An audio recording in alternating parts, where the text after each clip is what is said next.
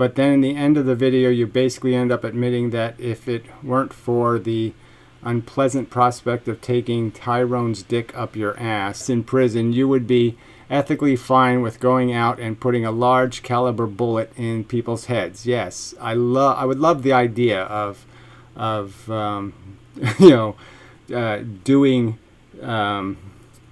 the book of knowledge, the Lord's work. Yes, I would love doing that.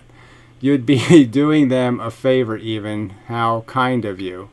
Yes, in most cases, if you're assassinated, you got lucky in life.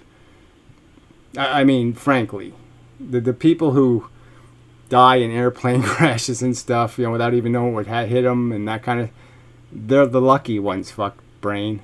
You can't figure that out? Like the person who has the massive heart attack was lucky.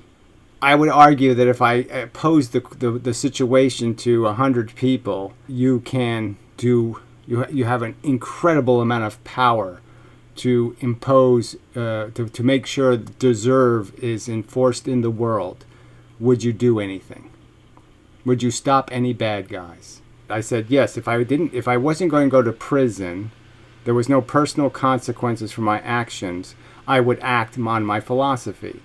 I believe there's lots of shitty people in the world. People who have lost the right to live by being shitty, leechy, tick-infested, herpes-covered pieces of shit. They're mentally diseased and toxic to civilization, and I would feel perfectly comfortable doing the right thing and getting them out of the way. He's the one that pointed out that I heard you say in a video that it doesn't matter if somebody sneaks up behind you and shoots your brains out of your head, that they really haven't committed a crime. And I pointed out that, unless we can demonstrate that my life has real purpose in the sense that I'm a real productive citizen, the truth is I couldn't possibly be hurt by it. I never see it coming. I'm gone instantaneously. How the fuck could that be a harm to me? How the fuck could it be a harm to me? Why don't you just answer that simple question? How the fuck could it possibly manifest as harm? How? When nothing,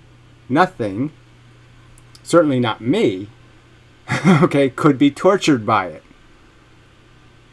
There's no difference between a hope and dream not realized by someone who doesn't exist because they're dead, and a hope and dream not realized because the person never existed to have the hope and the dream. They're the same nothing.